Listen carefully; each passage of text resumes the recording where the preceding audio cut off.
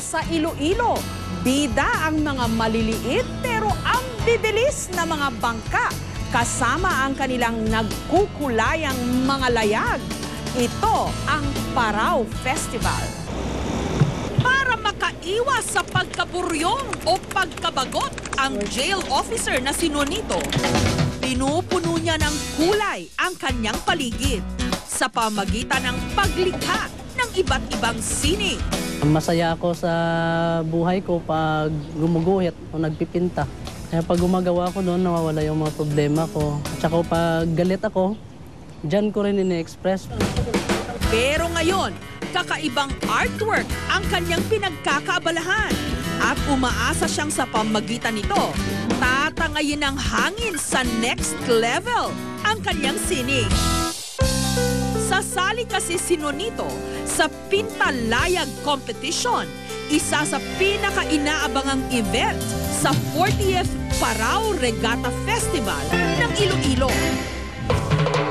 Ang bibida sa pistang ito, mga maliliit pero mabibilis na parao, isang uri ng bangka na pinaaandar lang sa pamagitan ng hangin.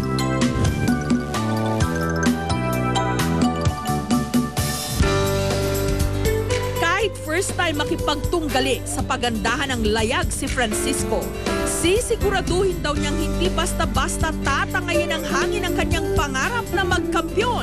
Sumali ako dito sa Pintalayag kasi iba naman yung mga experience dito. Makikita mo naman kung paano sila gumawa ng mga higanteng mga paintings para din naman karagdagang experience.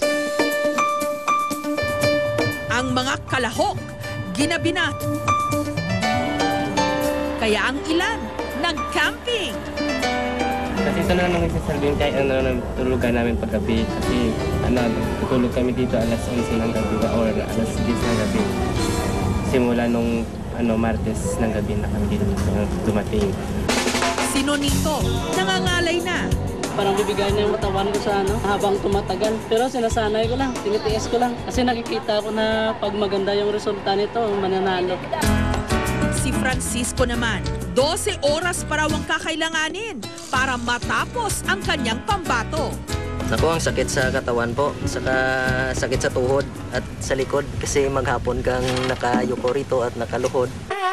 Kinabukasan, isa-isa nang ikinabit sa mga paraw ang mga layag.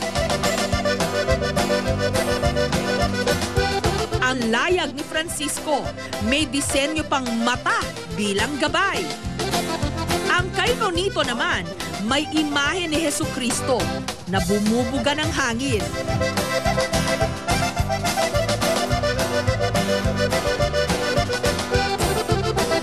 Dinisenyohan naman ang ibang layag ng maskara, mapa, sirena at kung ano-ano pang mga makatawag pansing hugis at simbolo.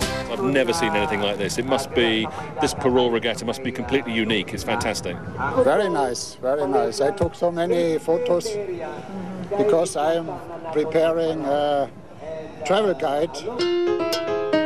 Ngunit ang talagang tumawag ng pansin ng mga hurado, ang layag na ito na may disenyong stained glass na mangingisda. Kaya ito ang nag-uwi ng grand prize na 14,000.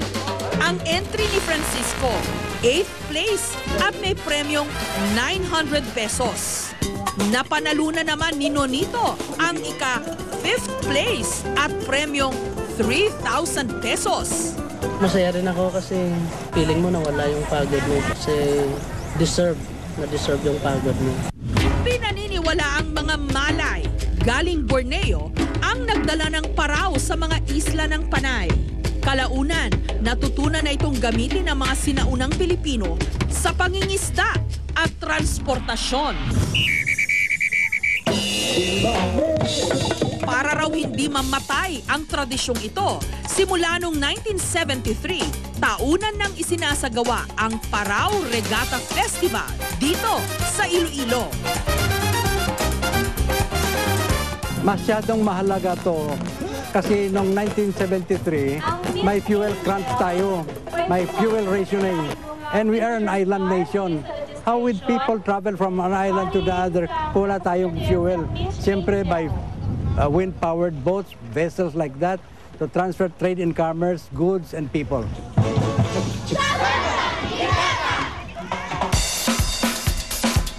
Pero ang talagang highlight ng pistang ito, ang regata o karera ng mga paraw.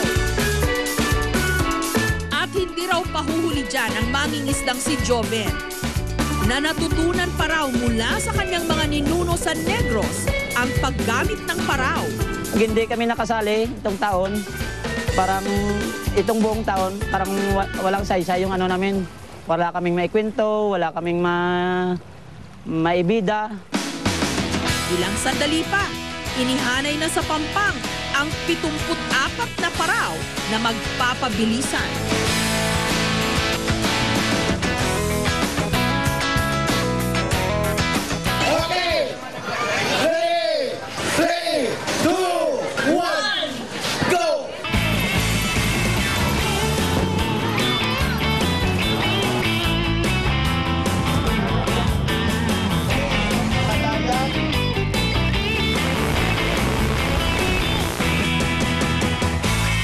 Nung naglayag na sa karagatan ng mga paraw, parang mga lumulutang na obra maestra ang mga ito.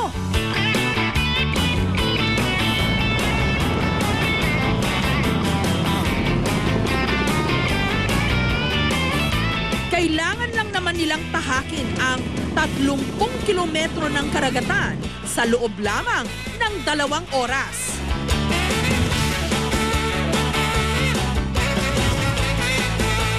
Habang umaarangkada sa tubig ang mga paraw, sabay namang nagaganap sa dalampasigan ng isang body painting contest.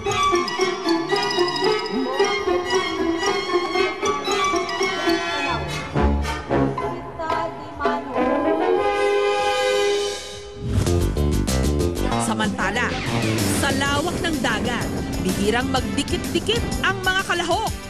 Pero may ilan ding nagawa pang mag-overtake.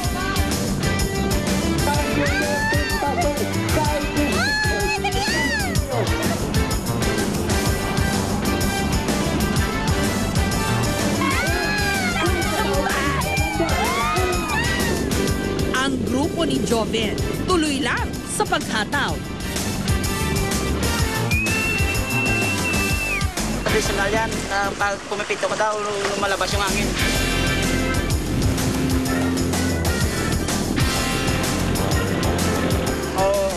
Tingnan mo, hindi malakas yung hangin. Tama yung lolo ko, dapat pumito daw. Kailangan din daw na apakan ang katig ng paraw para mabalanse ito at maiwasan ang pagtaob. Ikinakampay rin nila ang kanilang mga paa sa tubig para bumilis ang kanilang takbo.